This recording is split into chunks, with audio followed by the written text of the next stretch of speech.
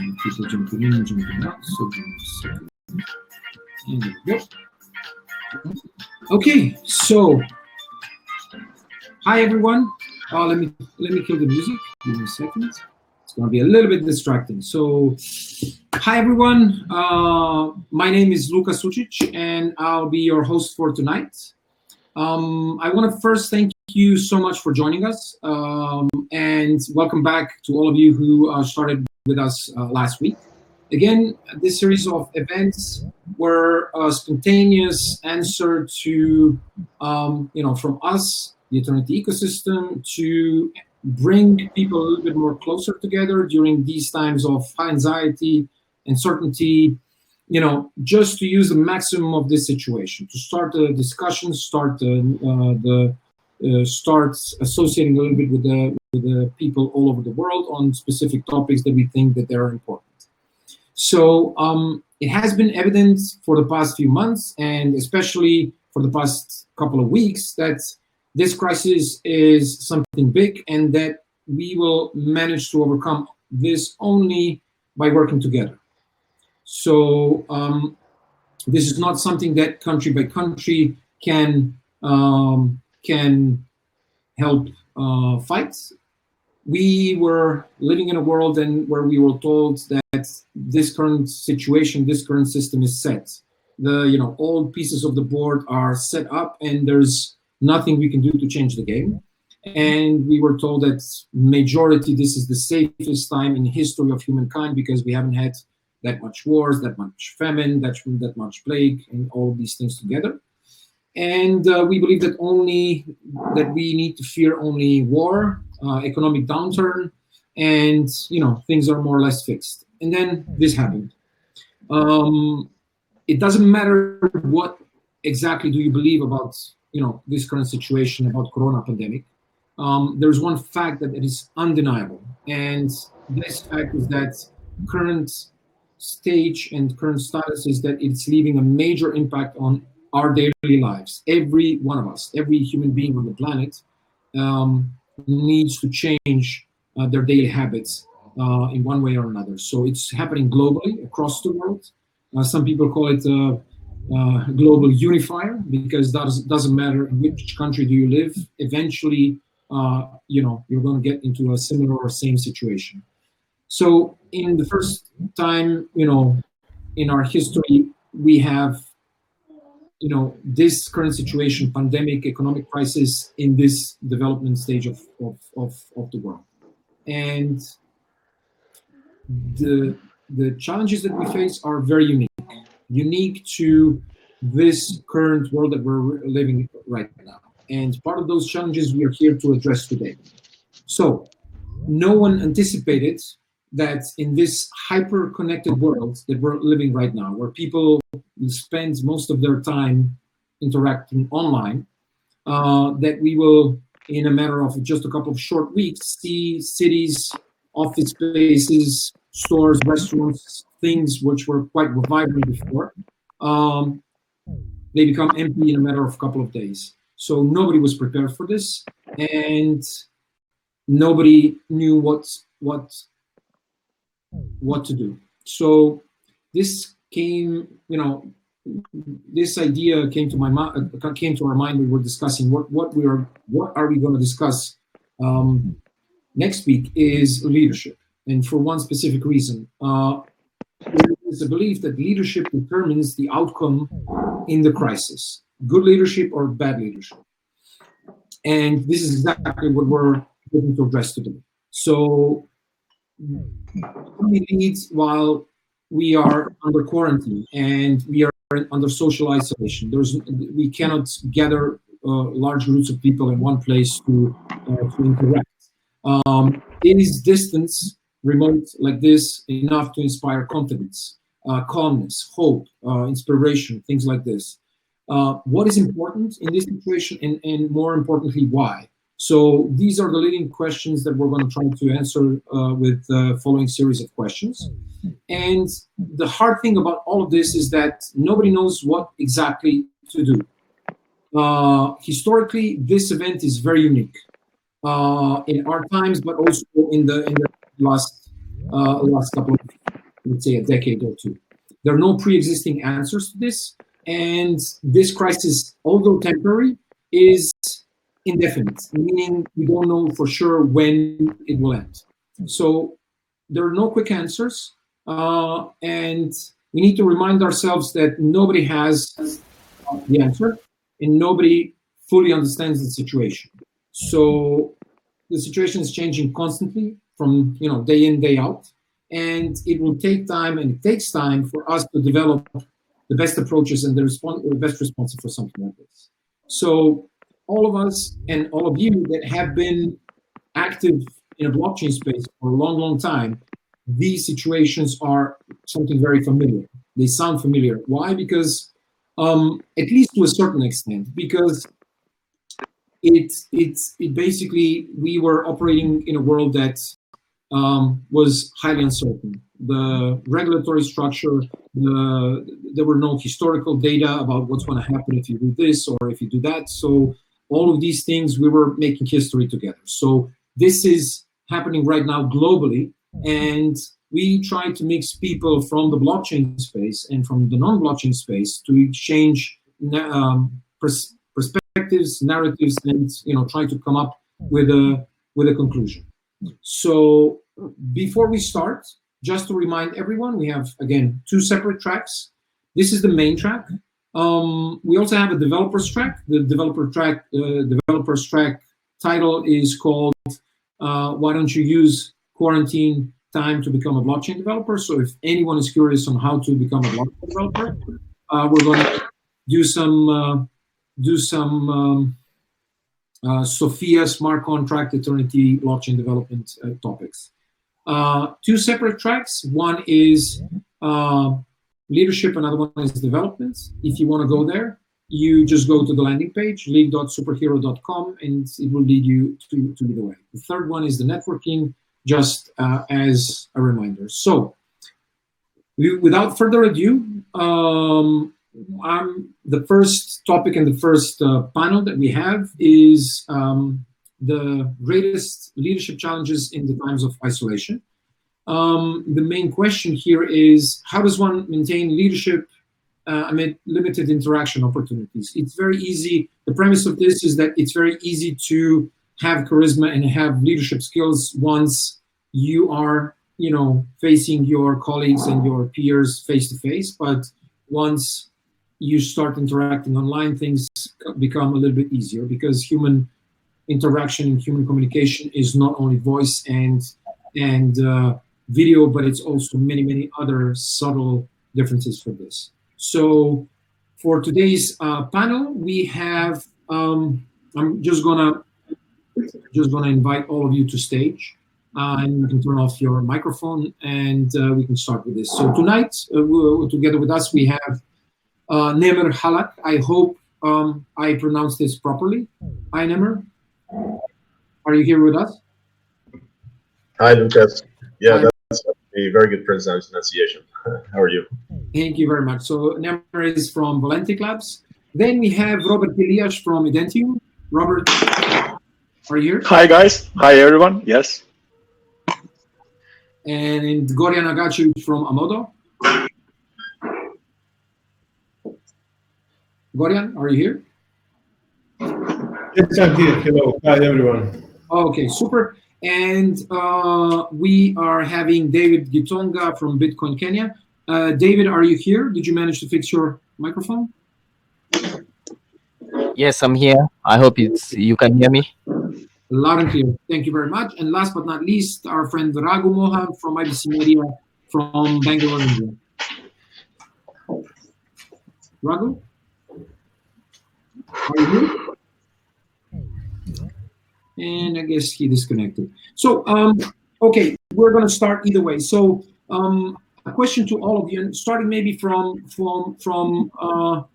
the start. Gorjan, so you have been operating a startup for quite a long time, and you have passed through many leadership challenges, let's call it like this, in the last couple of years. I would say quite a fair share of this. So what is your view of the biggest challenges in this time? How do you treat this situation, especially with your current team?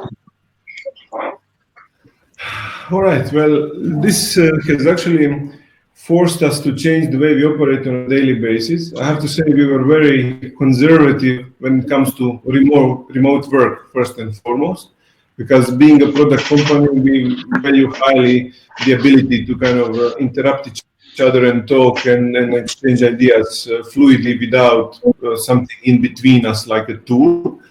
But this situation has forced us suddenly to shift from this kind of close community of 40 people in one office to suddenly people scattered around the city that can't see each other.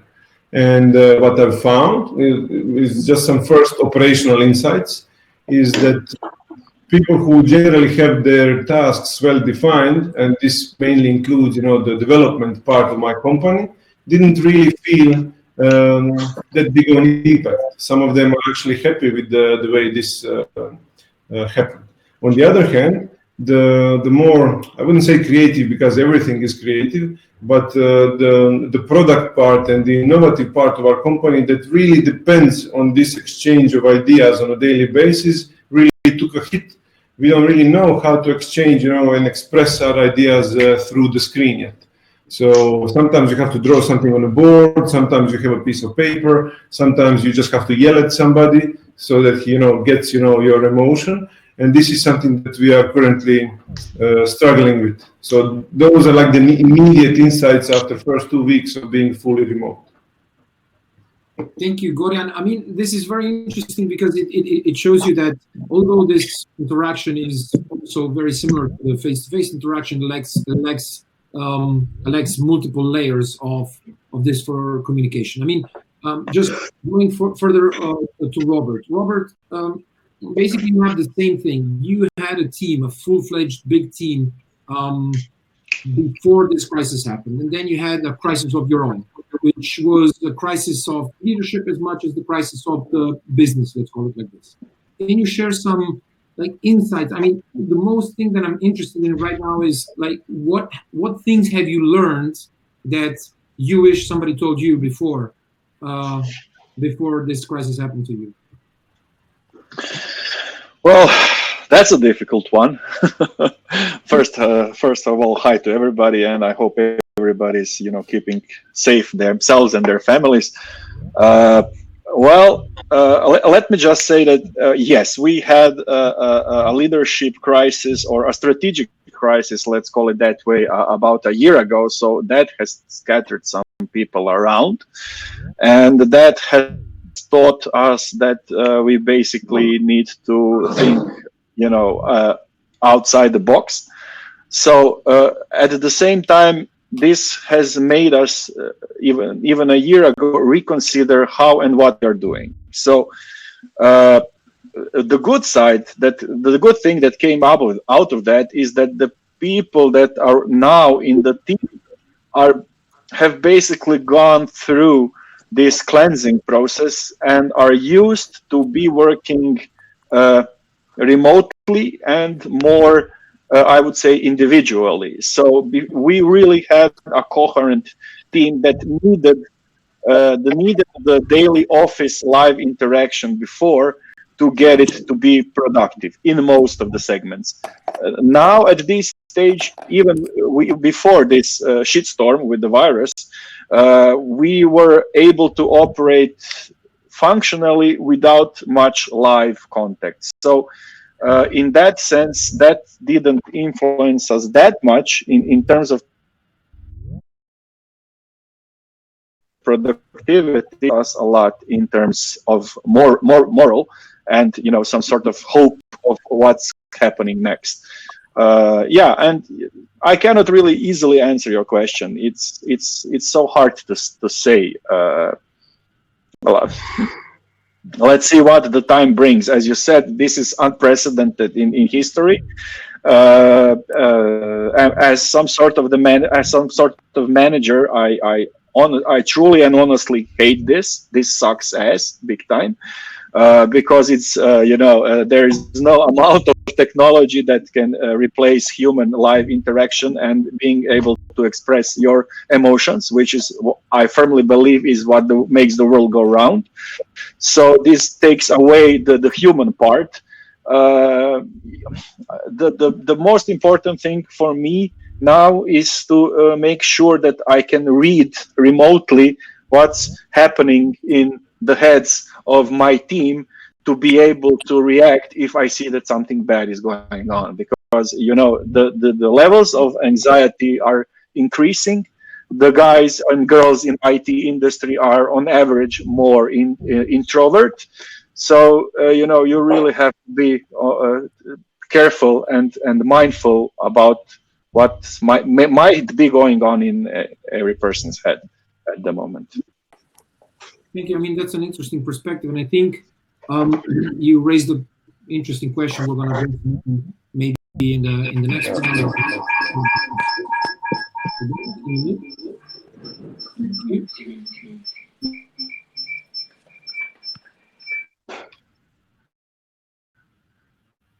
So, as I was saying, interesting point. After this has passed, the people who actually weather the storm together are going to become significantly stronger. And there's historical data that can connect this for years and years. I mean, I'm passed through multiple ones there.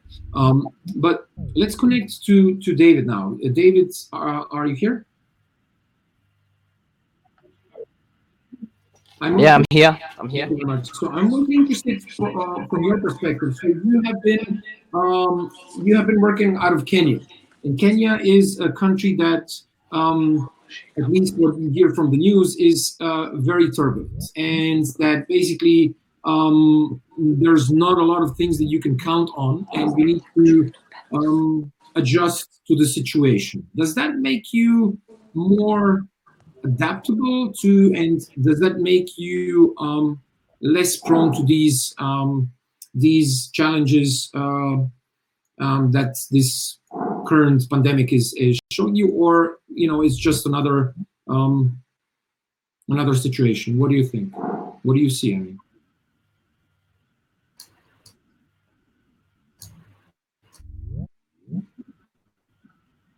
hello. So, Okay. first of all, let me say, I think my connection is a bit low, so you'll have to forgive me if I'm not very audible. But I think what I can say is, for us around here, yes, we may not have a lot of the resources that may be available in the West. So, as here in Kenya, locally, especially during this time, we're seeing a lot of challenges, especially if you are the kind of a business that has often operated outside the internet. So for us as a media company, this has always been our space, our environment. So I hope you can hear me. We hear you. Yes, we can hear you. Yeah, sorry, I need to keep testing because of the connection. So I would say for us, we've been operating. We basically run a media company and a website. So these are in the environment we use, but I would have to say the kind of companies that we work with also the kind of we help run in terms of event meetups. This.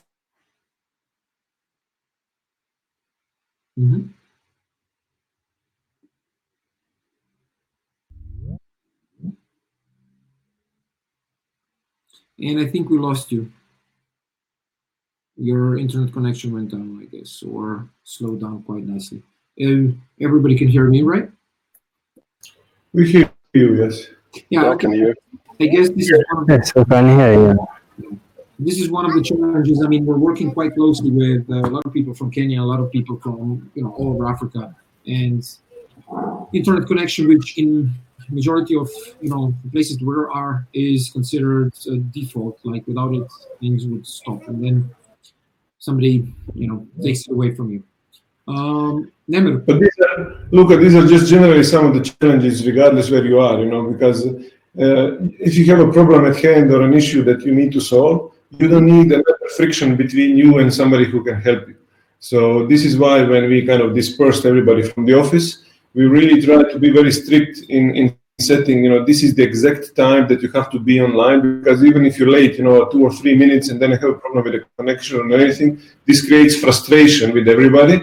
And then you're tackling these problems along with the business problems that you need to have. And also, we are not in a situation where this is just a decision to work from home, because the situation has a really impactful psychological effect. At least here in Croatia, amidst the pandemic, we also had an earthquake that kind of displaced some of people from their homes. So what they were actually hearing is work from home, but then you have to leave your home because your home is no longer safe to live. So how do you actually decide what to do with people? Do you actually send them on vacation because they're not mentally there to be? Can you handle this with some of these people? And for how long? Since there's nobody can tell you how long this will last. And to top everything off even more, we are seeing clients who are more kind of cautious about making any sort of decision that will impact them in the long run. So at least for us, we see a lot of contracts that were supposed to be signed not being signed, and as a small company, this has a huge impact. So you have multiple effects. You have income is questioned, productivity is also questioned, daily operations is also a lot more difficult than it used to be. And this is something that we are struggling right now. So the topic is definitely here. How do you actually lead your people through this? And one of the things I found is you have to have more or less a personal approach, because not everybody reacts the same way. Regardless if you're in a corporation or a small company, you might have a person who that you show them your finger and they will cry, or they will laugh at everything else. Somebody else is unfazed completely. So even in a small company of 40 people, we find it hard to have like a company-wide policy that would cover everything, and we are forced to deal with individual people individually. That's our experience, at least. Thank you very much for that perspective. I think that's actually quite insightful. We're going to come back a little bit later on this. Nemr, are you here? I am. Hello. Hi, Luka. Okay. So thank you for joining us. So the main point that I want to see with you is that you are in the blockchain space for like the last 3-4 years, and this blockchain, when somebody hears it from the outside, it implies remote work, distributed, decentralized, high volatility, things like this. What do you think about what is the greatest leadership challenge in these times, or maybe something from your own experience? How do you maintain this without being able to interact physically or personally with these cases? Right. Well, I mean, thankfully, we didn't experience too much difficulty from the quarantine. Our team started off as decentralized from the beginning, so we're used to working remotely. There definitely was a lot of challenges in the beginning to build the team. So we grew, and then we shrank, and then we grew, and only the people who wanted to be in this kind of environment were able to stay with us. I find that the big problem that everybody's probably facing is spreading the word now with this isolation. Blockchain is still a very small community internationally, and the people who are not yet on board in any of these projects, or who don't quite understand blockchain and cryptocurrencies and decentralized applications, it's a very far gap between people who don't mind doing things online and people who are used to events and meetings and sitting down face to face with somebody to understand technology and the industry better. So the challenge is onboarding people, specifically contributors and users and people who are not from the space. So these are the challenges we're facing. I believe that it's going to affect everyone similarly, where, you know, the blockchain community that was always online and contributes and participates in projects already is extremely small, and to grow it is the challenge. Really, that's my perspective, at least. Thank you, Nemr. One question for Raghu. Raghu, you joined us. Thank you very much. And I'm very sorry. I'm very bad at time zones. So, no, don't worry about it. Especially in India, because India is like the only time zone that I know that it's 1 hour and 30 minutes. So, I'm really sorry. One question for you, and connected to what Nemr mentioned. So, blockchain space and blockchain. So this is considered a new way of operating, a new way of doing things. And what we're seeing right now, at least in the areas that I'm actively looking, is so what we're seeing is a lot of digitalization, a lot of new tools people are being forced to adopt without any other options, like remote work. I know a lot of people who are very aggressively against this, like almost to a religious zeal, which are now, though they don't have any chances to resist it. From a blockchain perspective, this is something that has been default, I think, for everyone. I don't know any team which is sitting at one place and everybody or a majority of the team is in one place. From what I know, your team has been in this space for quite a while. What's your perspective on this? How do you see this thing evolving? Does the mainstream adopt things that were piloted in the blockchain space, or do they resist? What's going to happen? What's your outtake here? Is this specifically with regard to remote working or just changing of work cultures? Is that what you're asking? Work culture in general, and specifically with leadership, because you as a leader, I mean, people look up to you, and when they cannot, it's easy to comfort someone when you can see them and when they come to you physically, and you can say, look, everything is going to be all right, and they can feel these things. But what happens when this is all we have, remote and video? It's hard,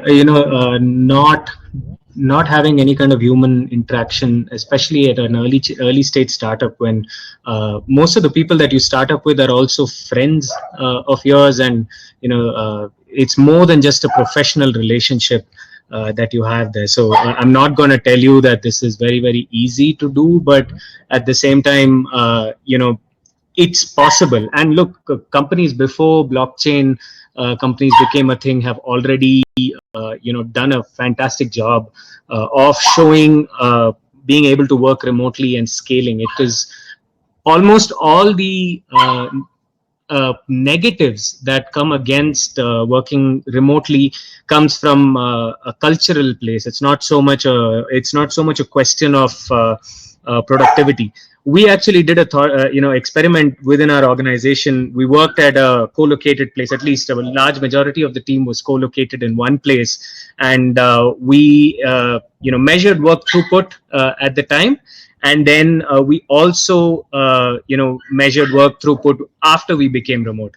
It was at least a 60% increase in the amount of work that we were doing, given that we were from home. Plus, people had more time for themselves. They were calling in less sick because they weren't, they were prioritizing their health. They were eating from home. They weren't spending time in traffic. So clearly, there are benefits of working remotely, but the opposition is cultural, and they're not all wrong.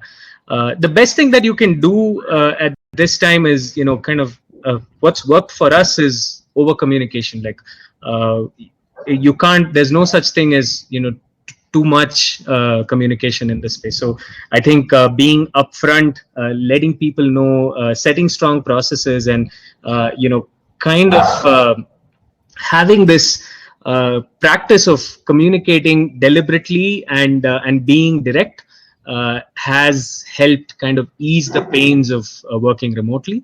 But I guess a lot more companies are now having to go through it by force. We did it by choice, but I'm seeing a lot more companies, especially in India, which is quite a conservative workplace. It's happening to them by force, and I think they're kind of learning to deal with it now. Thank you very much. I mean, this is an interesting perspective, and I try to kind of gather many people from different areas and different spaces. I mean, India is one specific place. Kenya is, another. So Croatia, the Balkans, Turkey, Greece. I think one thing that we need to definitely kind of consider is the fact that a lot of people are actually trying to figure out, or even thinking right now that things are going to go back to what it was before. But I don't think that it's possible. So we have, like Robert said earlier, once you pass and weather through the storm together, and once you test out your maximum limits, you also learn a lot of things. So once somebody shows you that the efficiency of, working remotely, but also the bad sides of, let's say, transferring your vision or trying to lead someone from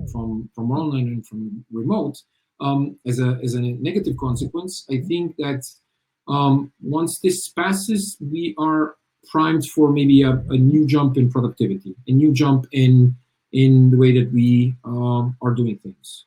So I think an interesting thought here is that there were people with disabilities that were forced to go to a workplace and work out of there. There were people who were traveling 4 or 5 hours one way to get to work.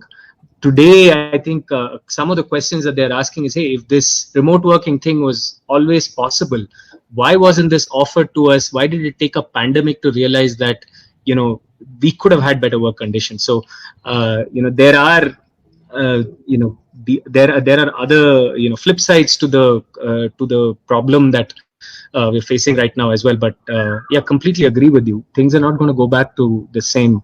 Once we know another way that is better from at least a productivity standpoint, a lot more questions are going to be asked. Thank you. I also agree with you. Sorry, I also agree with you, Luka. Absolutely. I also believe that things are not going to go back to the place where they were. Just as really a bit off topic example, my wife is working in a bank, in a mainstream bank, medium sized. They never allowed remote work to anybody pretty much. Now they do. And now she's more productive than she was in the office. She says that like loud and clear. And I don't think that they're gonna go back, not at least to the point they were before this. They will allow some amount of remote work after this is over with. And also another small example is what's happening here locally in our country is that now you can see that some of the bureaucratic processes that we all knew that were ridiculous and that took a lot of paperwork are suddenly poorly, but are being digitalized anyway, because now it seems that a lot of those can be done digitally and remotely without the stamps and the signatures and everything. So it is not going to go back to the place it was before the crisis. Anybody has a different opinion, maybe, even from the audience?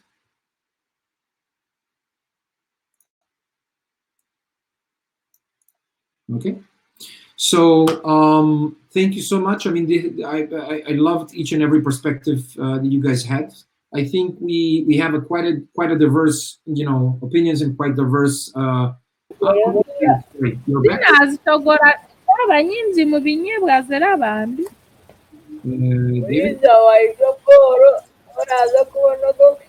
Albena, can you?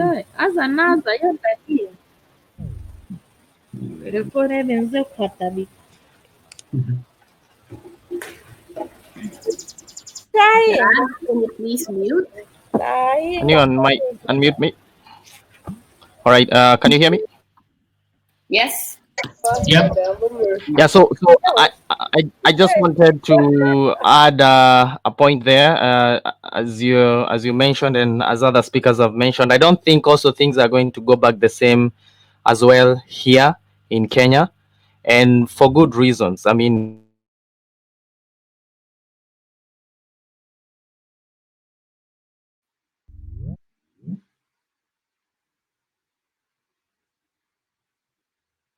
and I think we lost you again. We're at 100 people, and I guess hello, David. oh yes, yes. So let me just say again, as well here in Kenya, it's also doesn't seem like it will go back to normal again, and we are seeing the government as well just putting in steps and measures that clearly show that this is going to be the future of work and possibly the future of how we live and learn as well. Okay, thank you very much. And thank you, all of you, all of the participants of the first panel. Thank you, Raghu, Gorjan, Robert, Nemr. Thank you so much. We're going to jump on after a very short. We are going to jump to the second panel as soon as we have confirmed that we have the speakers. The second topic is also very much personal. It's more from a tactical perspective.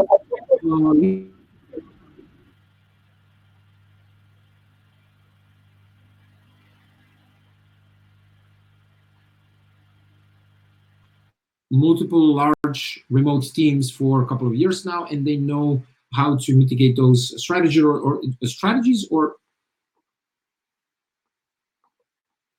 at least from their perspective, what works and what doesn't. So today we have together with us Ashish Chawla. Ash, are you here? Oh, yes, you are. I can see you. Hello, Ash. You are here. Welcome, Ash. Ash is also from New Delhi, right? No, Mumbai. I'm very sorry. I always mix it up. I'm very bad at cities. But thank you so much for joining us. We have Gonzalo Sobral from Uruguay. Gonzalo, you're here. I saw you earlier. Gonzalo, just say hi, so I know you're here. Hi. Here. We have Luis Mas from BitVCN. Hello, Luis. And okay, we have Irina Bushtarova from Trending Topics Bulgaria. Are you here, Irina? I saw you also. Hello from Barcelona. Hello. Hi there. Hello, can you hear me? Yes, we can hear you loud and clear. So welcome, Irina. Welcome, Luis. So we are here. And sorry, I almost forgot. Dario, are you together with us? Dario Boras? Yeah, hi guys. Awesome. So thank you so much for joining us, and especially for those who accepted in the last minute. I'm super grateful and thankful. And whenever we meet in face, I am buying or food the whole day or whole night. But let's jump into this topic because it's very interesting. It's not so much about the current situation. It's about maybe trying all of us who are listening to try to learn about the tactics on how to run remote teams.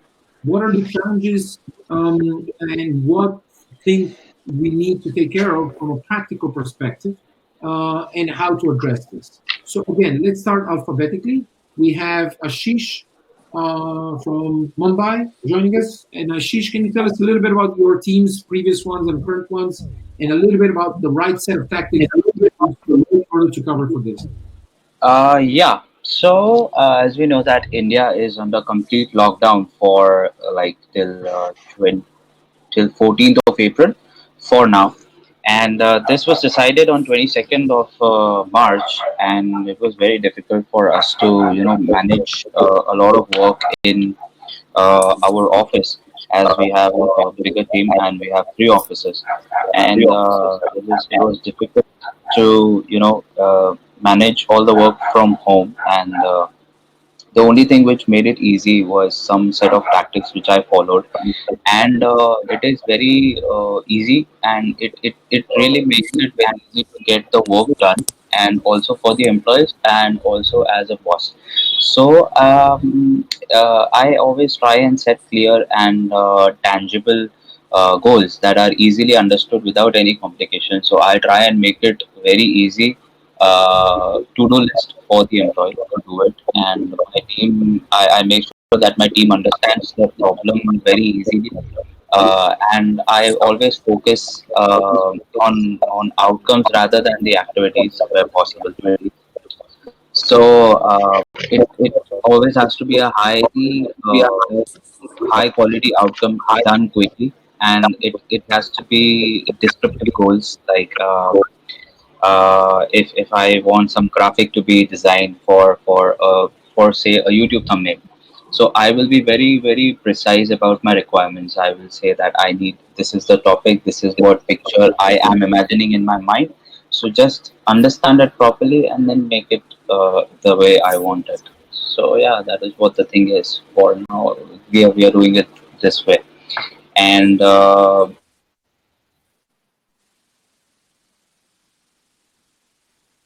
You're muted. You're muted. Sorry, Ashish. Just unmute because there's a lot of noise as people join in. They sometimes turn on the microphone and you can hear their dogs barking. oh, is it audible now? Now it's audible. Oh, okay. So, okay, perfect. Can I speak now? Is it audible? Yes, it's audible. Okay, perfect. So yeah, the morning meeting needs to be very less, very small, and you should always focus on what the to-do list for the day is, and you should set it very easy for the employees, and just have a discussion about what things are to be done in the whole day, and a scheduled call at maybe post lunch is very much necessary to get to know what are the updates in the office. And am I audible? I think. Yes, you are. Absolutely. Okay, perfect.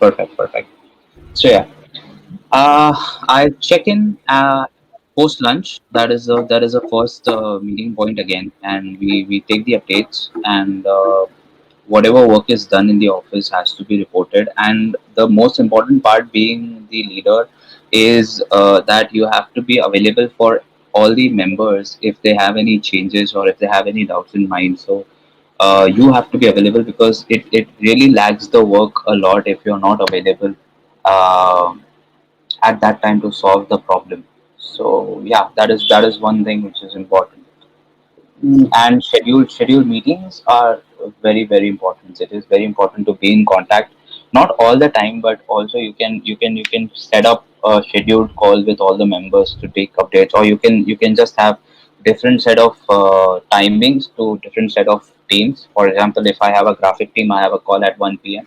If I have a web development team, I'll have a call at 2 p.m. with them, so that you can work distributedly, and yeah, it helps a lot. Thank you so much, Ashish. We're going to come back to you very soon. Coming back, maybe Irina, the first lady of tonight. Are you here? Hello. And we're having some connectivity issues, I guess. While we wait, maybe Luis. Hello, Luis. You're muted, so you need to unmute.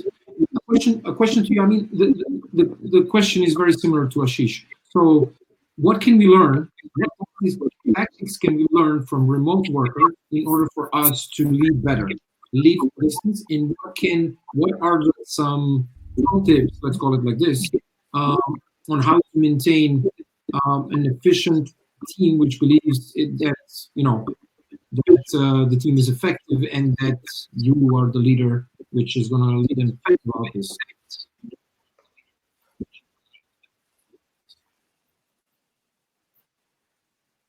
And hello. And I think we lost you too. Okay, so going next. Well, maybe I can hop in. Yes, please. Irina? Yeah. Yes. Hey, hello there from Sofia. So, can you hear me well? Loud and clear. You can talk. Very good.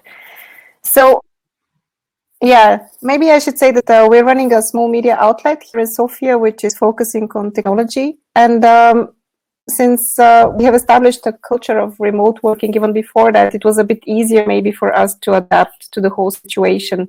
But I would like to throw an aspect that maybe haven't been discussed so far, that I believe that the adequate response to the situation started first within ourselves as leaders. I remember some weeks ago, the pandemic seemed very far away for me. And at some point, I started reading all my newsfeed and I got some kind of anxiety, and I had to confront myself first that, and to be very honest with myself, that I don't have control over the situation anymore. And all the strategies and all the priorities that we have defined over the last months, they won't be probably working. And as a startup company, we might not survive it.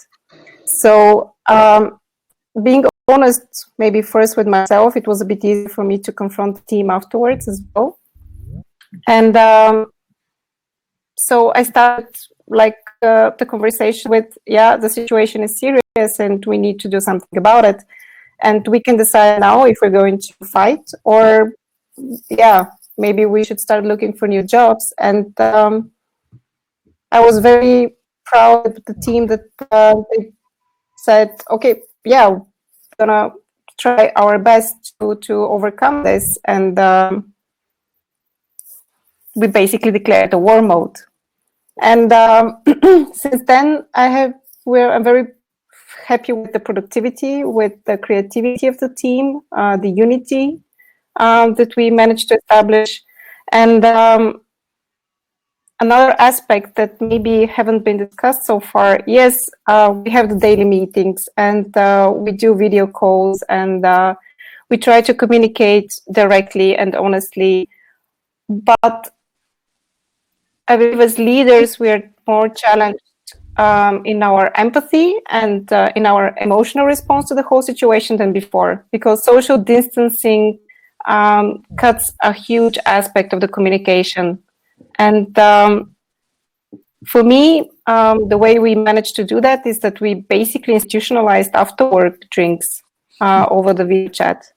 And there I can basically feel, how are people going through the whole thing? Are they feeling anxious today?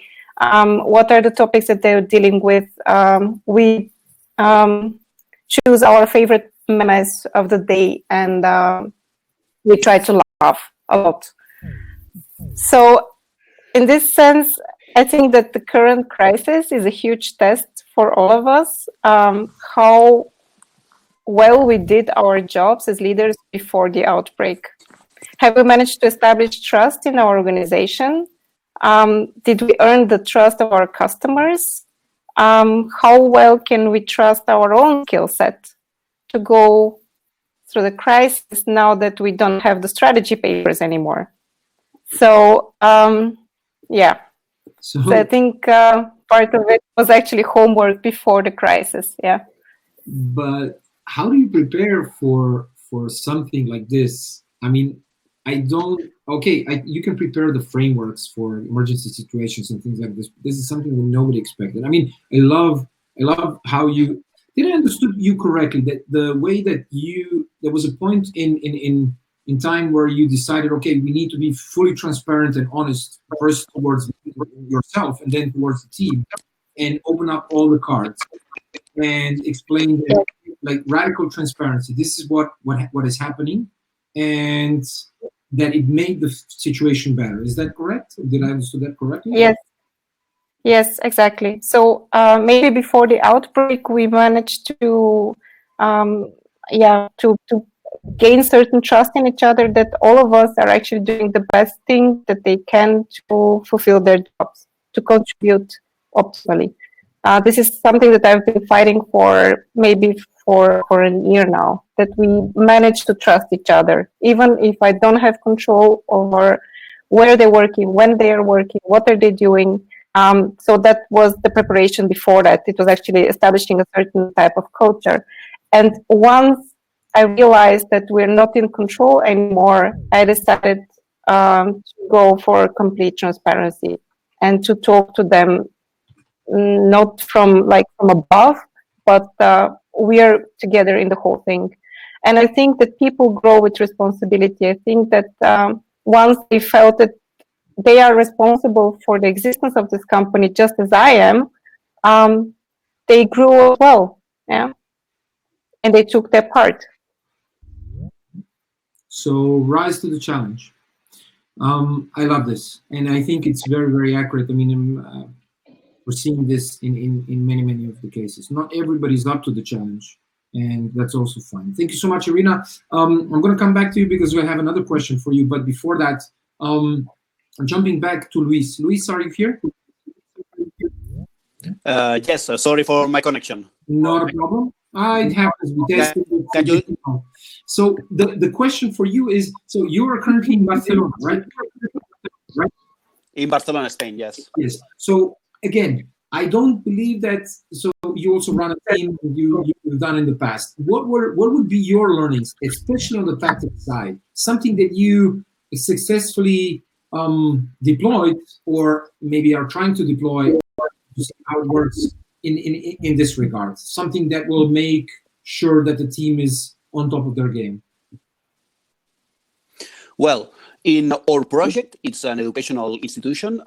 We born 3 years ago, okay, and due that it's very few blockchain professionals and a few students that really want to go deeply with this topic, we born 100% online. So we have to learn from 3 years ago to go online with all the duties in the day by day. So for us, it's not difficult. It's difficult for the students that they enroll, and they have to know how to handle the communications. They have to handle how to work with the team from their homes and not in a school physically, like in a standard education. But for the workers of BIT or school, nothing changed, because we are in our office, but we can work from home every day, and we are not looking for where is who and what is doing, because we believe in each other that the tasks are doing the right way. Thank you very much. I mean, this is exactly what I was trying to refer to. So you are, you know, you were born online and you participate online. Your students need to be adjusted a little bit, and I guess this is where the instances start. Dario, we're going back to you. One, two.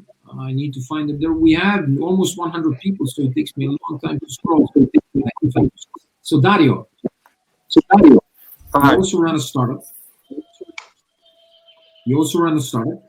And from my understanding and my memory, your startup went through a lot of good things and bad things, challenging times and good and bad things. Challenging your recent thing. So, and my understanding is that your team is fully your team is fully in one place. That's what I mean. So, what tactics?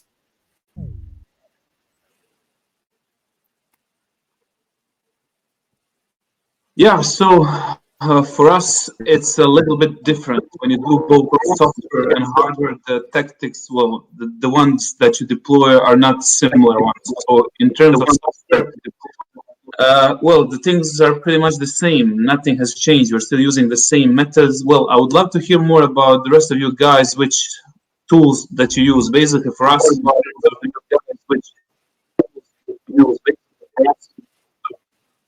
I don't know if we have some mixed interconnections or. Albena, can you mute everyone else except for Dario?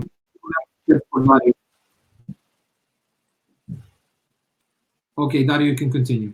Okay. We can hear you loud and clear.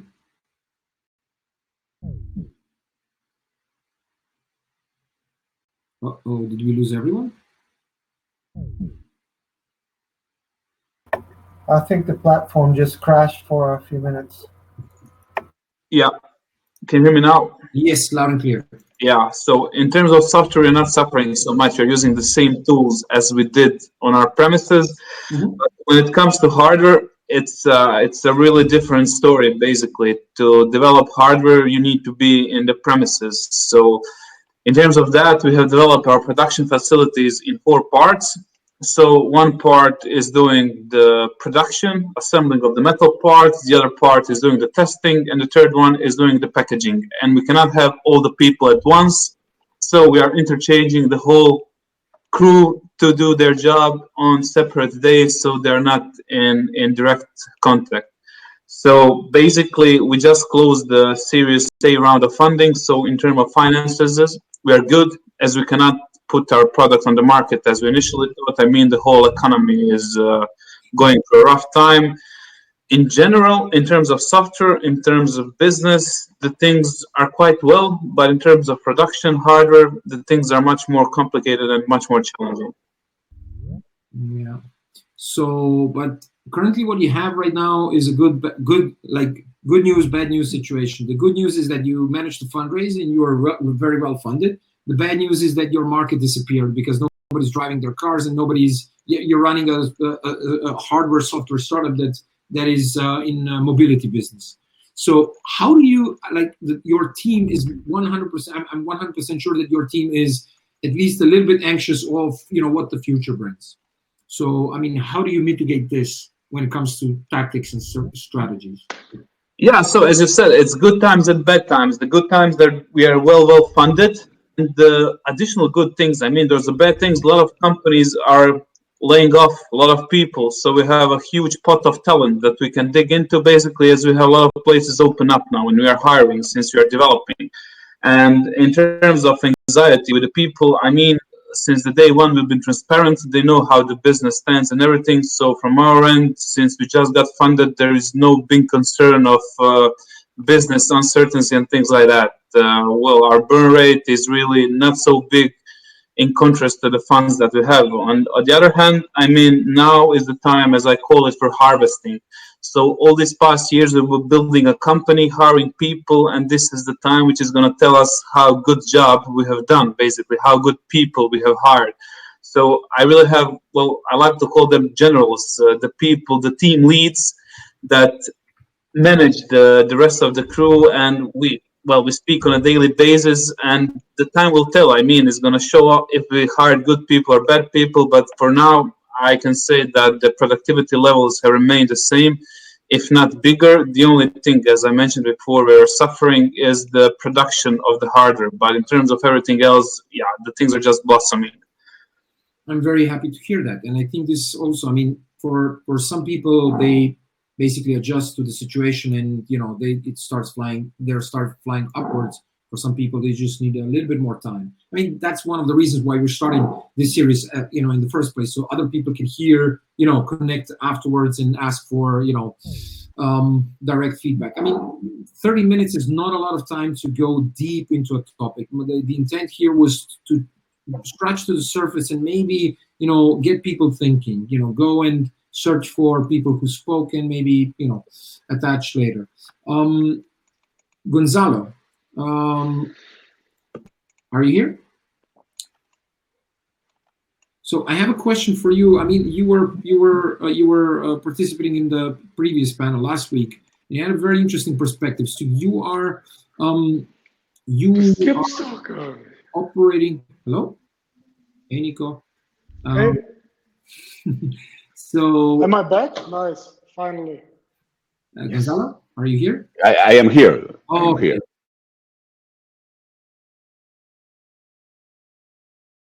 My question to you is, so you were operating mostly in Latin America, and you grew the team there. So there are different specific set of challenges working from there and trying to run a remote team, especially when it comes to time zones and especially when it comes to mentality. Can you share some tactics that you had on your end for this, on how to weather, at least to a certain extent, how to weather this thing that we're having?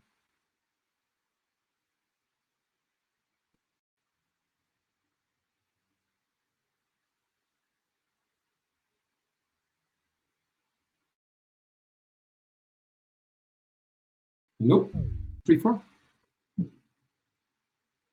Hello, everyone. I think we lost Gonzalo, Luka. Okay, so before Gonzalo comes back. I am here. Okay, so you're back. So let me repeat the question. Let me repeat the question. So you, just for the audience to know, so you are part of Eternity Americas, and Latin America is a continent in itself. So there's a lot of diversity. There's a lot of challenge. Do you have any tactics that you deployed? I mean, you have been quite successful in operating there. So are there any good tactics that everybody can learn from, and especially in this situation? Yes, Luka, when we think in leading, in leading teams, leading people, we are talking about guiding people into the future, yes, and guiding people into the future despite of risk and uncertainties, yeah. But in crisis-led leadership, you must put focus in some areas of activities that can help to sustain the performance of the team. One of these, adaptive capacity, yes, because crises evolve day by day, week by week, now month by month, and it seems to be a long duration, yes, this crisis. So perhaps for the ones who like basketball, leaders must pivot, yes, put one foot on a solid place, in a solid territory, yes, and moving the other to change direction and see where to go, how to move. Because in crisis, people work remotely, and perhaps it's a great potential for conflict, for friction, for fear. So this adaptive capacity is about support people using this kind of movement to see where to move. And perhaps because some of the way out of the crisis for more people is most about how his group, teams, family, society are going to do more than what politics are going to do.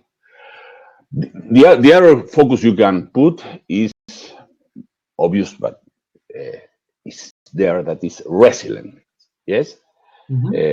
Because there is an opportunity in adversity to get the team to rise and do the things in another way, to look to go out of a crisis stronger, more engaged, and so on. And then trust, yes, is fundamental, is the foundation of this kind of collaborative work and collaborative leadership also. And how you can build this trust? Well, between dialogue, actions, and not only proclamations, intentions, and words. I think by these three activities, you can put focus in an effective crisis leadership. No, thank you. I mean, this is actually very true. I mean, there's many universal things, like universal things that we can deploy, and things are one thing to remember from our hands, from that I learned from this, is that you need to trust your people. even when you think that you need to hide something from them because they cannot handle the situation. B, you need to focus on the most important things. Irrelevant things are irrelevant for a reason, and the bottom line is always the bottom line. Make sure that they feel confident that in you, but also in themselves, and make sure that you approach each and every person as much as possible individually. With that being said, I think we're out of time for this topic. Thank you so much for all of your insights. Thank you for all of your insights, and we're gonna go for a short break of 30 seconds, and then I'm gonna jump on the next panel. And this is one of the things that interests me mostly, and this is thought leadership and tough leadership decisions. Are transparency and empathy the best fit for this situation? And how does one utilize multiple styles in these turbulent times? We're going to have Juan Carlos Delfino connecting from Caracas, Venezuela, Robert Zaremba from Switzerland, Shagla Gusenderakesh from Istanbul, I hope I read that right, and Emine Gökçe Phillips, also from, I think, Hong Kong. Hello, are you here? Yes, we're here. Okay, welcome and thank you very much. So the main question, the topic du jour currently is empathy and transparency. How does one utilize? I mean, these things are two different styles. Empathy is meaning empathizing with your, let's say, peers and colleagues. Transparency comes on top, where basically you are radically open at any possibility. So there is a need of balancing between the need to protect the people and not and give them some hope in the future, and being fully transparent and open. So I want to address maybe this from your own perspective and your own maybe stories and things that you learned the last couple of years, or even in the last three. In these times of crisis, what is the best approach to basically make the tough decisions? So maybe you can start from you, Juan Carlos. You are living and operating in Venezuela for, what, 25 years now? How old are you? Or more. I wouldn't like to say my age. and basically, you guys have been, or you have been through quite a lot, and through quite a lot of shocks and quite a lot of, not only recently. So how does one operate in an environment like this? What can we learn from you specifically? Okay, first of all, when you're trying to solve a problem, you have to realize that there's actually a problem to solve. And I would like to take this into account for the actual situation that we're living with the coronavirus. Many people I see that they are just like general population and corporations are just misunderstanding what's going on, and they think that this is going to be something temporary. And I think that maybe if we want to start solving the problem, we have to realize that maybe this is going to last not a couple of days or a few weeks, but maybe a few months, or I hope not years. Okay? So first of all, you have to realize there's a problem to solve. After you do that, you start searching for ways to solve that problem. And for people to follow you, it's going to be essential that they can trust you. Okay? And that's where these two traits come into hand. Let's begin by talking about transparency. Basically, when you have transparency, you're doing something clearly, and that everybody can understand why you're doing it. This makes you trustworthy. Okay, people are going to be able to trust that what you're saying is fundamented on truth, and that you're going to do whatever you're going to do in an effort to to try to make them try to help them through that problem that they're facing. The other thing is empathy. Now, empathy is like you have to be likable, okay? Because it's much easier to lead when people like you. And I once read a book that was titled something like People Buy People or People Sell People. And it's basically that there's this word that I learned that was rapport. And it's the ability to tune in with your counterpart's needs. And basically what you do is that you put yourself in the shoes of your listener, and then based on that, you take action, okay? And there's a whole bunch of books written about this.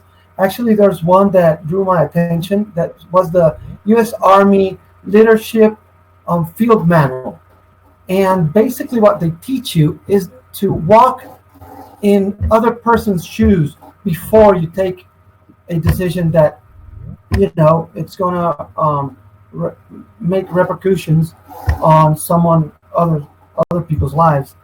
So right now, here in Venezuela particularly, where the great majority of people don't trust the government, imagine what's going on here when government takes measures, extreme measures to contain this virus, this coronavirus going on. And people are always suspicious that are they taking those steps towards solve the problem, or are just taking advantage of the problem to try to tighten up things in the general population? Because I don't know if you knew, but we are on the verge of war, basically, against the United States and 22 other countries. Now, this war isn't against the Venezuelan people. It's against this particular government. And this puts, perspectives in a whole new, ball game. Because we would need to have real faith in our government to support them against foreign, forces. And we don't. We actually support the foreign forces that are going to intervene this country. So imagine leadership of this government based in this situation. Yeah, that's a very very interesting angle that I never ever considered.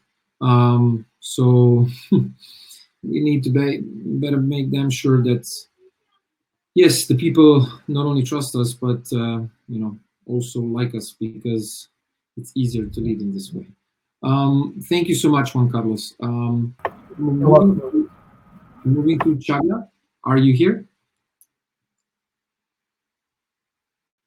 Hello.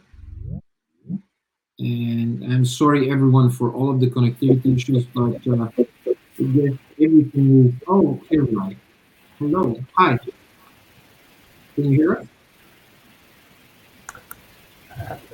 Sorry, did you ask about me? I was just having like a Okay, short... Robert, maybe we can jump to you. Robert, are you here? Yeah, I'm here. Okay, so I want to hear a similar opinion. I mean, a similar angle from you. So you have two, let's say, you have two very important ways of making tough decisions in this case. So which one would you choose and why, or which ones did you choose and why? So can you give us a little bit of insights here? Right, so welcome everyone. So fortunately, yes, I got like a lot of experience both in being a startup, being in a corporate, and also building the teams, managing the teams. And I had a very good, let's say, chance to have a great mentor who teach me a lot about the leadership. So the question here is about the transparency and empathy. When I was thinking about it, yes, it's like, what are the really goals? What do we want and why we need it? So to answer it, like, do we want to be transparent? How do we want to be transparent? What's about this empathy in the fit is like here, I guess, like most of the context is about projects building something. So when you want to think about it, let's say when the project falls apart, and when the project/team success. So based on that, yes, we can see, I think that, what will be the clear result. For me, yes, is that yes, we need to be transparent with what we want to achieve, and really have this, that should be our North Star. That should be our goal. So when I'm thinking about when the project or a team break, usually it goes down to poor result of like incentives, poor team chemistry, misalignment, bad management, and yeah, that's mostly like that. In the phases in the startups, most of the investors, they invest in the team, not in the working project, because in many cases there is none. If there is one and there is already a validation and everything, there shouldn't be much problem, yes, to get the money. Otherwise, we just should pivot. But to get to that point, yes, we need to have this, to make this first step. And to make the first step, like between the first step and going into the successful run of the company, yes, that's like the story of the successful project. So if we again go back when the team break, I mentioned about the poor incentives, poor team chemistry, misalignment, and bad management. So if you are not transparent about the incentives, if there is no incentive, or the incentive is bad, people will find it out sooner or later. Yes, there is no empathy, then people will. There is no chemistry in the team. It will be like pure individuals who will sooner or later think about a different job. If they are clever, if they're not clever, then they are not productive. They will not build anything good. Misalignment. Again, like are the people aligned to with the project, with the idea, with everything? Are they able to contribute? If they don't, meaning this goes back to the empathy. Yeah, that we don't let people to thrive. We don't share the knowledge. We don't let them do what they can the best. And those like goes down to the management. Yes, if the people feel that there is something bad, yes, then the efficiency of the team breaks. So, like for this perspective, I really like to look. Sorry, for that, I really like to look at from the let's say this negative scenario when the product can break. And then for me, it's clear that we need to have a sort of a transparency or empathy. Of course, we need to somehow control it. If the cash is running out, we need to prepare. Yes, like let the people, hey, we have this problem. Maybe they don't need to know how much runaway exactly we have. Is it like a 1 month? Is it a half a year? Of course, it's like a 1 month. Then then it's tough, and people should know about it. But if it's a 6 months, we don't need to be very clear here. But it has to be that we are well understood, we are well aligned with everyone. So if you do this, if you have this great chemistry, the magic can happen. And I think this will define a good leader. And in the subject, I guess there was a question about like tough leadership decision. Who is a leader? So leader is someone that we want to follow. Right? If you are smart and you see the bad leader, then you will not follow him. Yes, the group will split, or you will just leave the group. This is what you should do, in fact. Yes, there is no reason for an efficient person to follow a bad leader, right? And then, like, if we want to cover what is a successful project, then it's basically somehow a mirror of what we've been discussing. So must be a good management, good communication. Otherwise, how you communicate, what are the goals, how we can't be, let's say, transparent and let the other people understand what are the goals, what we want to do, how we want to do it without a good communication. And nobody is, by the way, nobody is best at what he's doing. Yes, there are always some small things where there will be someone better than him. And here, yes, when there is a communication, we can leverage the whole group work, the teamwork, to find solutions. Again, yes, to find the magic. The third thing about like having this this good leadership, yes, after the management communication, I think is a design. Yes. So the design covers many things. It doesn't only cover the let's say, in a product and technical product, what we tend to think a UI or UX. The design means like the design of what we actually do, to who we will do it, why we do it. It's a whole process. It's not only what the user see, but it's not only his experience, but also how we will sell it, how we will deliver it. Right? And if this is not clear, yes, if you want to do it in a bad way, then what? We can't expect that team will do the best of its job, yes, if there is no transparency. And vice versa. If the team can't, let's say, make the product better, because let's say there are 10 people, of course, those 10 people can find something better. If there is no empathy, if we can't like listen them, then we are losing something.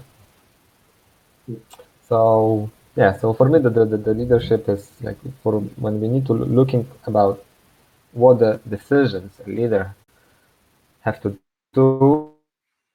Yes, he will need to look at the same time from two perspectives.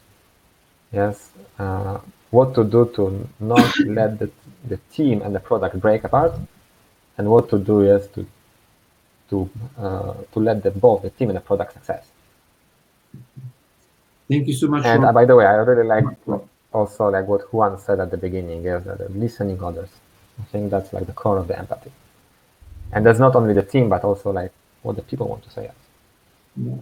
So I think that's true. I would like, Götze, are you here? I hope I'm pronouncing your name correctly. I think you're here. Hi, this is Gökçe Phillips. Thank you so much for joining us. And I did mispronounce your name. Can you hear? 1, 2? Hello? I think we lost you for a second.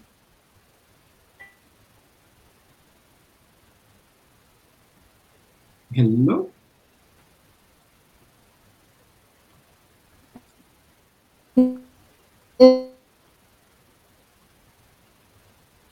Question there. The situation in Turkey is not great. I don't know if you're following the world statistics. We're in the top 10 right now, although the first case only started on the 9th of March. At the moment, I think there are about 18,000 cases here, and growing by 3,000 every day. So we do feel they increase every day, and therefore it is affecting our lives very much. At the moment, people over 65 cannot go out. Well, having said that, we don't go out either. We're trying to shop online and do everything as much as we can from home. So giving a bit of information about Turkey and myself, I'm the co-founder of a company called Projisium. We are carrying out fintech and blockchain related projects. Our recent product is Crypto Index Series, which, well, I don't really need to tell you about that right now because our main concern is obviously the crisis. And so the similar mindset is unfortunately also the case for our customers. Of course, at the moment, everybody is interested in how we can fight the virus, first of all, and then how we can continue our lives as much as we can, as normal as we can. And as business owners, it is not easy, as many of my colleagues here mentioned, because there's a fine line between doing everything online but not micromanaging. I think this is one of the perhaps important concepts we need to be focusing on, because in the last 2 weeks, I've been to so many online meetings and webinars. So our schedule is probably as tight as before. And similarly, because we're not able to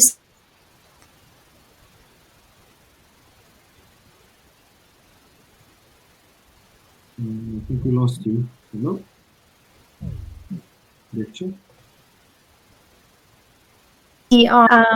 that's pushing us forward. forward. I think rather than that, yes, of course, we need to be having a one-to-one meeting with them or a team meeting together. But at the same time, the trust that we established in the past should be our main feelings, so to say. So therefore, rather than micromanaging them, asking them every day, "Oh, what have you achieved? You know, why did you not achieve such and such?" I think the trust feeling should come first, and then perhaps the next should be the transparency, of course. So we expect them to be transparent towards us as to what is done, but that transparency should also be on our part. So we should also be telling to our employees what we are doing.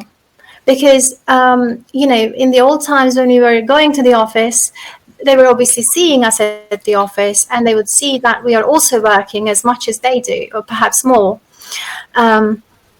Whereas now, that is not transparent to them either. So therefore, we can also be transparent by telling them, these are our plans for the next month and 2 months and 3 months and so on.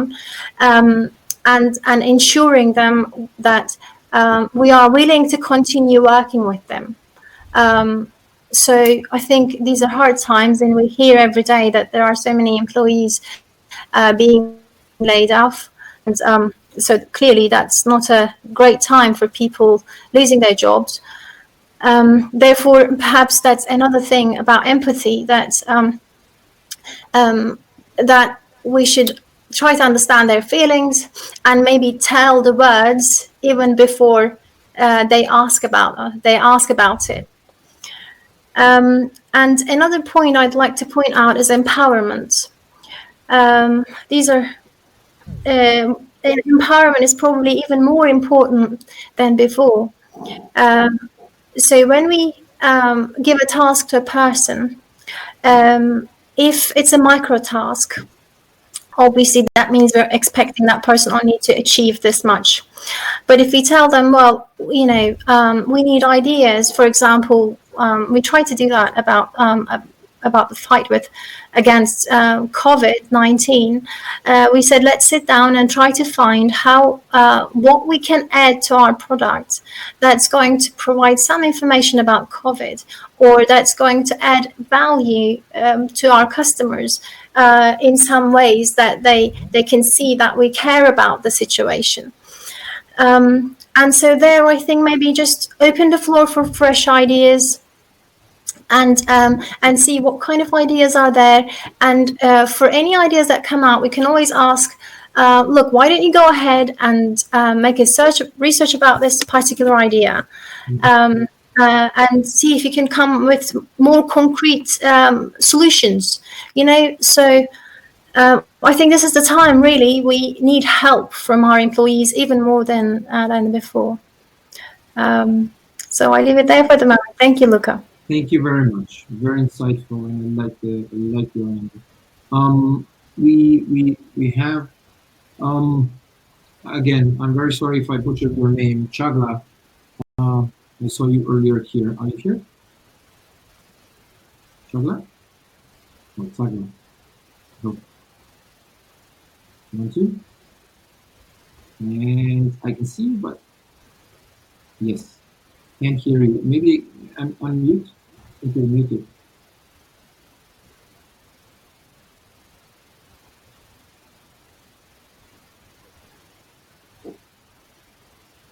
Unfortunately, I really can't hear you. I'm sorry. Maybe you can try reconnecting again, and maybe okay.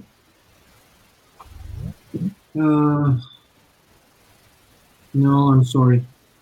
No. Maybe reconnect. Just refresh.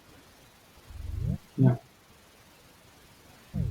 Maybe that can help. Okay, and let's see if she connects. If not, I have 2 questions from the audience that I wanna take. So while we wait for Chagla to connect, so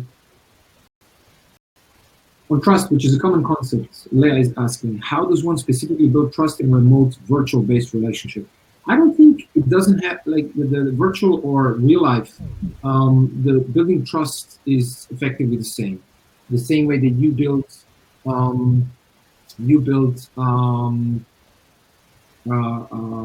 trust relationship in a normal environment, it's the same. You need, for trust to be effective, you need to have honest discussion in relationship. You need to have at least balanced way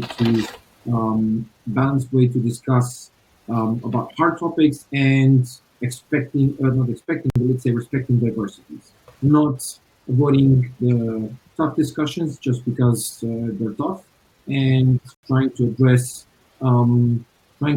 the different opinions at the same time. So, Chagla, we have you back. Okay, can you hear me now? Loud and clear. Super. Thank you. Great. Okay, don't know what happened, but first time we're using this solution, so sometimes it needs some adjustments. So thank you so much. And a question for you. I mean, you know the topic. Do you have anything to add on the discussion? I'm very eager to hear a little bit more from you. Okay. So thank you very much for putting me on the stage, and sorry for the interruption. I would like to answer all your 3 questions with a short discussion altogether. So I'll be putting my thoughts, some experience, my personal experience as well. And let me begin. So briefly, the definition of leadership has not changed, and it's not going to change. But when it comes to the principles of being a good leader, is changing. And since that pandemic has happened, we are all talking about the economy, the business, remote or home office working, and management things, not the leadership.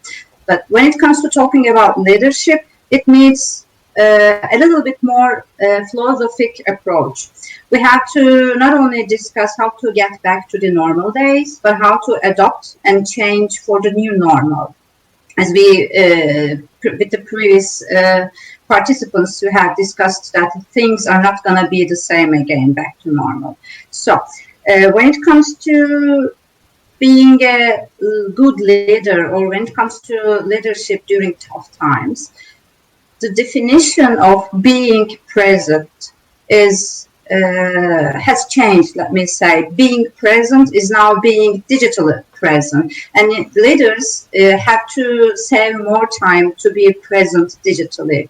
And empathy, it's quite critical than ever now when it comes to being digitally present with your team or the employees. And also, instead of I know, leaders has to start saying I am learning, because agile learning is quite critical. This is the new digital world now, and learning the digital world is now on air. You know, we have been working together with Generation Z since a while. And, you know, Generation Z, talking about them, the other name put for them is natural born mobiles. They are mobile natives, and they know more about the digital world than the leaders today maybe. So leaders have to be more agile and more mobile friendly nowadays. And now I think it's time to focus on abilities and capabilities of the team and each and every employee in this new world. And it needs some efforts to be more employee-centric, more human-centric. It needs a more human-centric way of thinking for the leaders. And I think talking about the new type of leadership, they have to be more innovative. I'm expecting a boom, especially in the technology or mobile background of startup businesses. So it's now time to think about how to transform our business to the digital world more maybe. And agile decision making is quite critical in this new world and type of leadership. Maybe it's time to take more risks than ever and it's time to let demos or test operations live. You know, let me continue with one of my favorite sayings. You know, ever tried, ever failed, try again, fail better. Maybe all leaders should try to learn from new failures, and they all have to give it a try to the new idea. Briefly, this is all I wanna put about the new way of leadership, maybe. Thank you very much. That's actually something that I truly believe, that currently, leaders all across the world, like from presidents of the company, parliaments, they're afraid to make a decision, and they're not going to learn anything if they continue to do so. So I think that's a super, super important thing to remember and maybe to ready. Thank you so much, and I'm sorry for the initial connection issues. It's okay. Thank you so much. And we are going to our last topic of today, at least in the official part. We are going to have, again, a very diverse set of people joining us from all across the board. So we have, let's start from the back. We have Mike Morrell.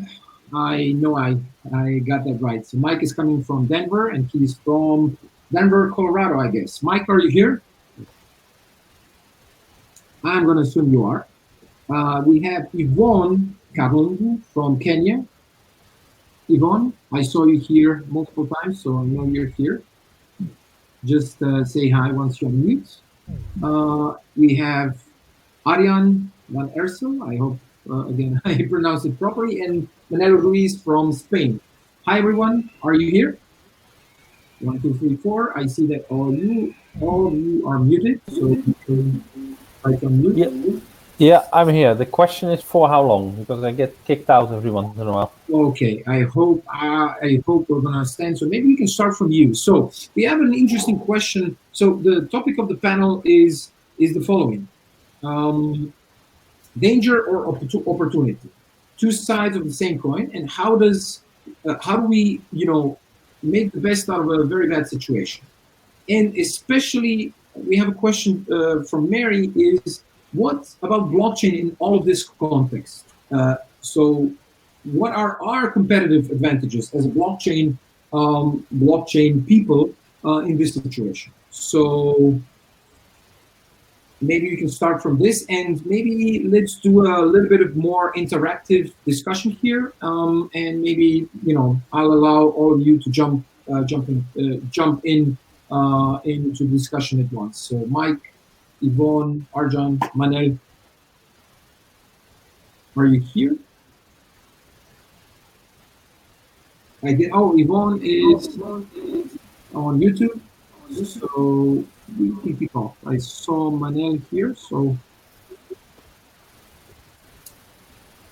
okay. So I'm going to give a perspective until we have here, and then Arjan, you and I can have a discussion until other people connect us. So my perspective is very simple. Again, I think I expressed it earlier, and would like to see what you mean. What do you think? So blockchain is a very new, fresh thing, very alien to majority of the people, and especially as it was starting off. So majority of the people currently right now operating are, I would say, hardened veterans. Although they were coming from various different industries, they, for the past couple of years, were trying to pass through many hurdles, uncertainties, ridicule sometimes, and used to fighting every step of the way. And this gives us a very unique opportunity. We're a little bit more hardened to any kind of shocks. This shock is no other than other shocks that we've witnessed in many of the cases. So from the perspective of, and we lost Ariane, from a perspective of an industry which was up until maybe a couple of years ago not considered a serious industry. If you were in this industry, at least from my perspective, all of the colleagues that I used to work with in all of the corporations basically were going crazy. So we have Franz. Franz, why don't you join the discussion maybe, if you want? Franz, Joseph. I see you have a very interesting point here. Until Arjan comes back, Arjan comes back. Yeah, I'm back again. Okay, super. Okay, over. Again, is the following. Especially from this perspective, what is blockchain to add to the discussion?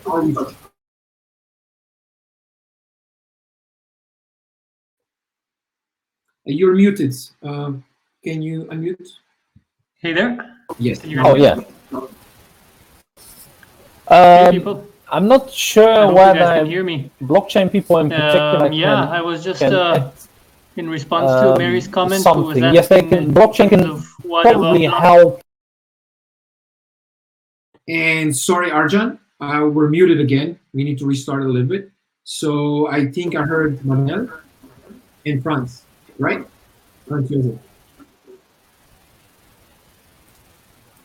Okay, let's start again. So starting from Arjan and then to Manel and Franz Josef. Just not at the same time. Can we? Yeah.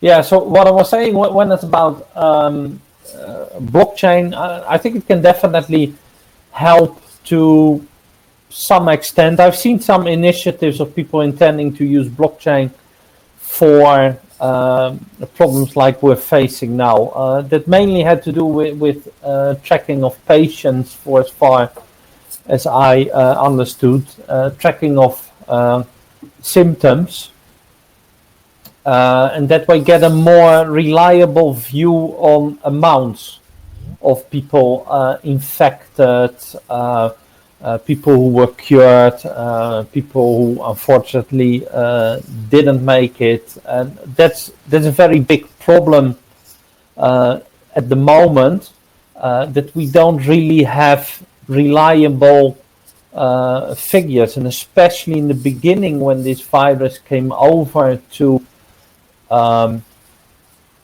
Europe, we had no idea what to expect, and in the end, the numbers that were known were not reliable. And I know at least from the government of the Netherlands that they made some wrong decisions based upon wrong information, and it's definitely not them to blame that they had the wrong information. They just relied on what they had. So from that perspective, I really think that blockchain can help towards data integrity, which is very important to come up with a solution for this problem. Interesting. So, Franz Josef, are you here? Maybe you wanna. Were you talking earlier, or was that Manel? Yeah, that was me before. Thank you. So, Dev, hope you didn't break something. You have a very interesting point. Maybe you want to expand and elaborate a little bit on this. Absolutely. Yeah, I think one of the things that we're noticing beyond now the virus situation is that this is also a financial collapse of unprecedented proportions. And there's a lot of unemployment. We have, well, maybe a little bit of background to who I am. We're also a blockchain company that have designed a new financial system called Seeds.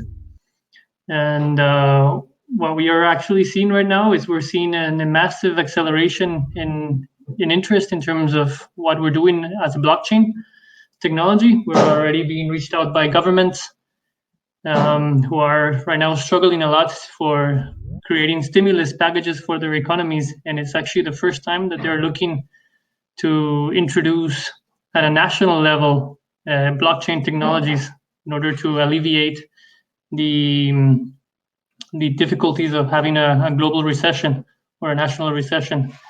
What we're seeing is that governments don't want to print money as the United States is doing, and for example, printing trillions of dollars that actually stay in the trickle-down economies. So what we're doing, for example, in Costa Rica, 40% of the entire population depends on tourism. And right now, none of that tourism is coming in. So a lot of people are in a very critical condition. So blockchain or alternative systems are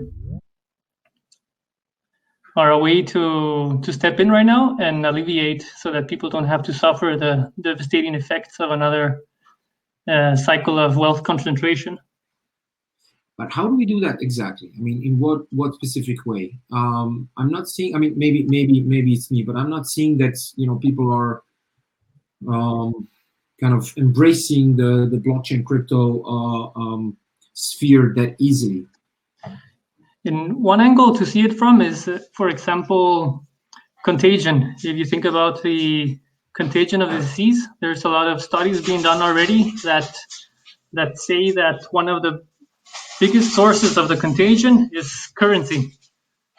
So, which means currency can be dirty in many ways in terms of spreading the virus, but also in terms of how money is created. And so it's actually also revealing a lot of realities that we are facing as a global community in terms of how our money is created. And our current monetary systems are based on debt. Every time money is created, new debt is created, and through trickle-down economies, it actually never reaches the population that it should be reaching. So in critical times like this, it's an opportunity for society to really reimagine the very foundations of what builds our society. And blockchain, especially if done in an economical system that is more regenerative or is able to produce more value towards society, offers a very interesting alternative. Interesting. So Bastian added something very, very interesting. I read it before. Community inclusion currency. As an answer to all of this. And I think you guys are both on both ends are right. I mean, what I'm not seeing is, Bastian, wanna explain us a little bit about the CIC? Yeah, I can unfortunately only give very superficial info. So I just happened to go into this conference last week. I think it was with Will Rudick, that is also the author of that website that I linked. So he's been running community currencies for a long time, and he has tried out different models. First was basically we give each other a credit model and sort of use the blockchain transactions to record that. So I only know the German term that's basically Verleihscheine classically. I don't know how to call this in English. Basically, you just give someone a sort of voucher that he can use with all the participating businesses, and later he has to repay you for it, basically, and then model that on the blockchain. But that model was problematic for several reasons. Please read the blog posts. There's also a history of blog posts on that side. So now they switched to a, basically, I think fiat money-backed model where donors can put in some money and then an equivalent number of tokens is minted to help this community. But yeah, that's basically all I know about it. I just know that these guys have been active in Kenya for quite some time and have been quite successful. So if anybody is interested in community currencies, then I can only recommend having a look at that website. Definitely. We're gonna also create some sort of a report after this and share all of the links that were mentioned here if it's useful for someone. Thank you so much, Bastian. So I just wanna touch on 2 points, and maybe Arjan or Manel, if you're here, can connect on top of this. So the current stage of the world is, as Franz mentioned, there's a lot of crazy things going on, which were completely bonkers before. And if you spoke with anyone from the finance industry or anyone from the macroeconomic side, they would say, no, this would never happen, this could never happen. And I think on that level, people are finally starting to realize the flaws in our current fiat financial system, especially the one that is happening right now with the public bailouts, printing of money on all ends and all sides, controlling liquidity on one end, but also all these things on another.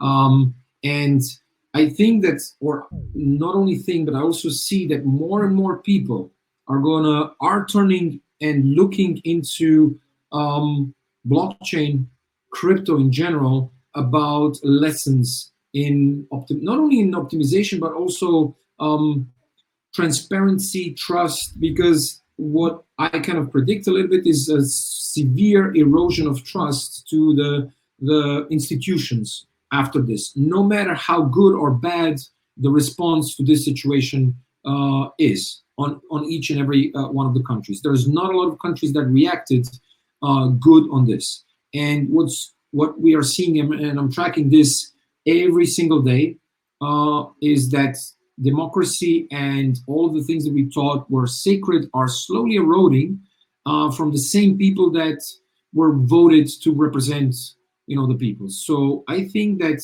there's no other interest side or how would I call it, like entity, not an entity, movement to respond effectively to all of this. And I think this is something that will not happen immediately, but it will slowly, start osmosis from this.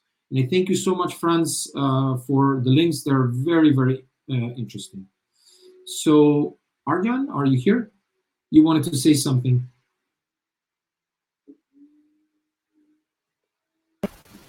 Okay. Yeah, I'm here again. I did miss a lot of what you guys said.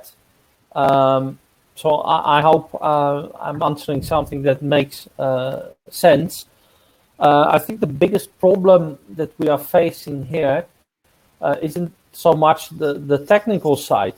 As I said, blockchain can help here to get more reliable information. But in the end, the irreliability in the current situation is mostly political. And there are many things which we can solve through blockchain because governments support it. Like, for example, completely different example, cars and fraud with the mileage of the cars. Yeah, we can battle that and governments want that. But in this case, politicians kind of have an interest to hide the fact, to look better. And there are countries which have actively done that. And depending on hospitals, if they are government owned, then I can imagine that there will come some kind of a hostile policy in the moment that things are being fed into the blockchain, that it's still irreliable data. So just technology isn't going to solve the issue we are facing here. And it's easy to say. I mean, I don't have a solution for this problem because it very much depends on the country.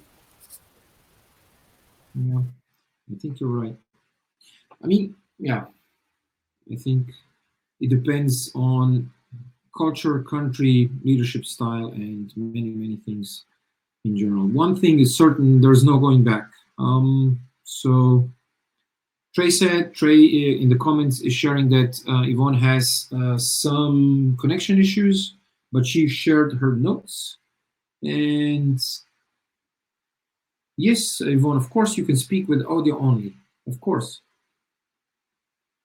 I think right now, I mean, what's happening, it's Friday, it's 6 o'clock here, 7 o'clock in I think Kenya and Istanbul and other places.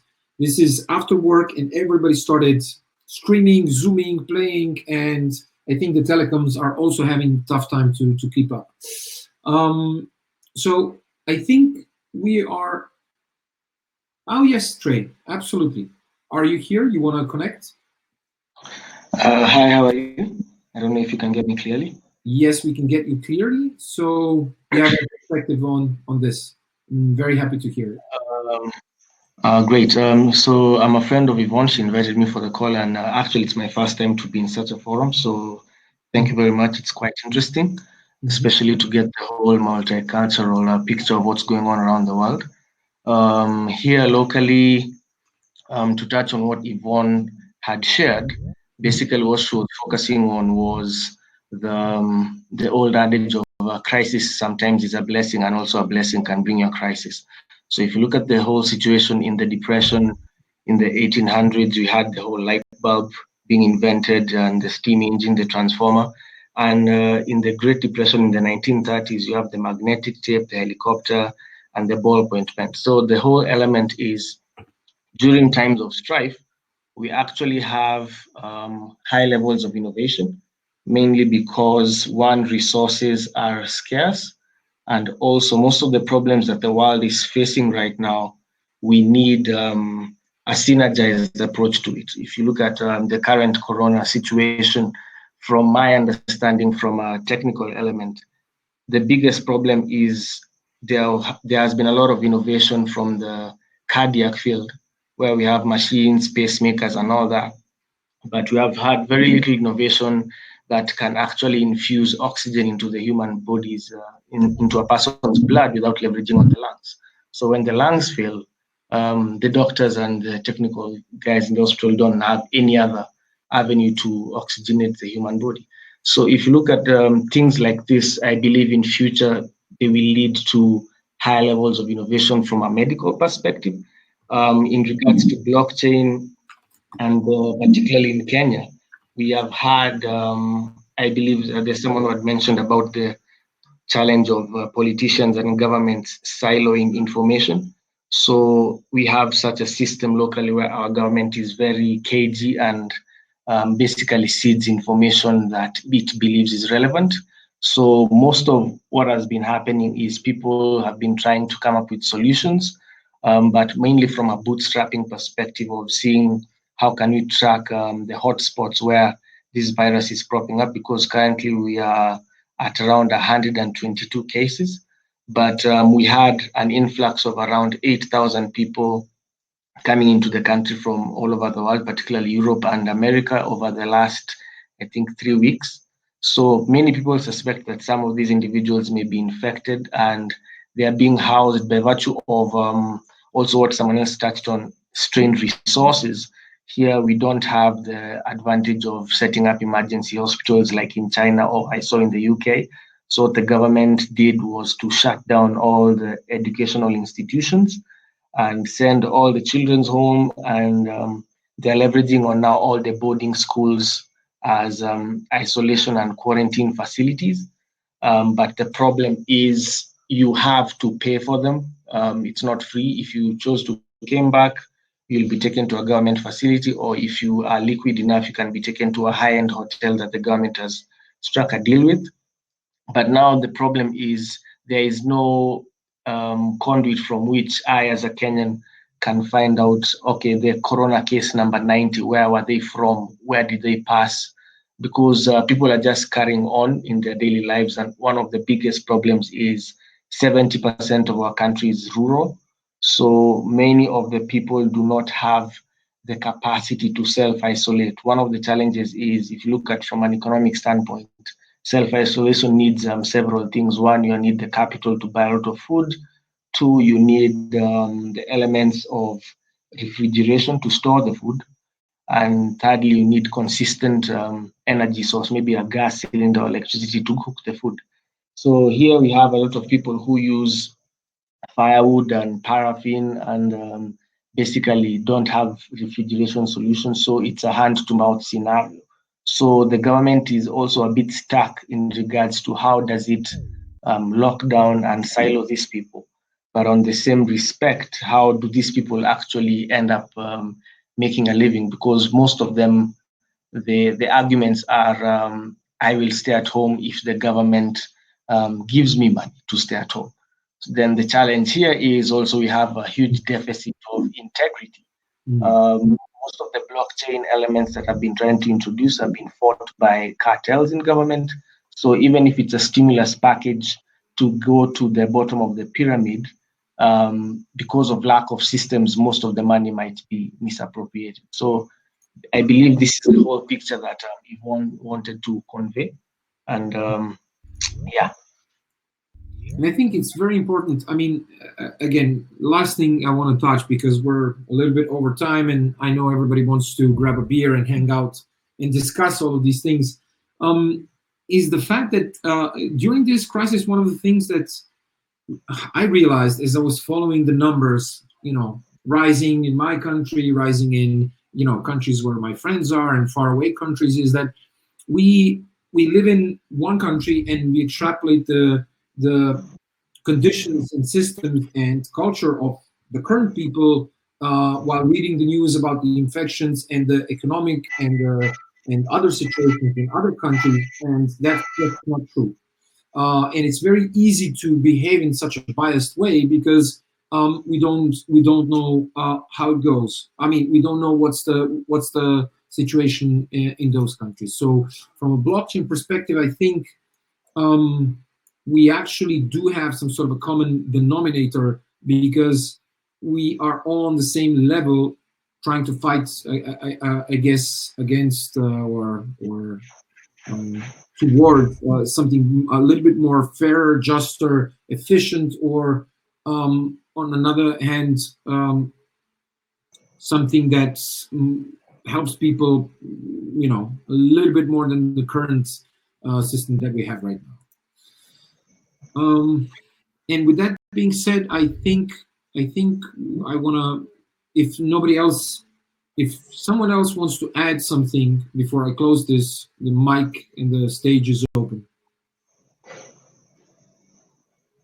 Okay, going once, going 2 times, going 3 times, and thank you so much for participating in another Superhero League. This is a weekly thing that we're going to be continuing with different topics and different formats that we're trying out right now. Thank you so much for your understanding. We had some connectivity issues. We had some, the usual children's diseases of, launching something fairly new. We launched this in a couple of days, and we had over 140 people in total participating at one point, partially here, partially in the development track.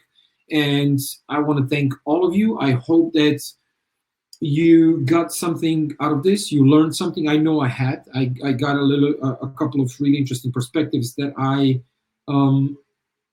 haven't thought of before. And I think I need to rethink a lot of things about not only leadership, but the way that we operate currently right now. So I think that definitely want to invite you to stay tuned. So follow our Facebook, Twitter, or just subscribe to Eventbrite to notify when the next event is going to be. Since next week is holiday season, and we need to figure out what precise time to launch. We're definitely going to know that on Monday. So thank you very much. And yes, Vikram, I think that this is a very beautiful perspective. Vikram, yes, that was straight from Kenya. So problems being faced by their governments for the people in the bottom of the pyramid. And I think this is one of the reasons why we're doing all of this. So once again, thank you very much for participating, and see you next week. If you want to stay and hang out, it's perfectly fine. You also have the networking. You just go to the URL up and just remove leadership and add networking. You can join there or stay here or join the developers track, which is, I think, just finishing. So thank you very much, everyone. You have been wonderful, and thank you for your tolerance and hiccups along the way. Thanks. Bye. Bye, everyone.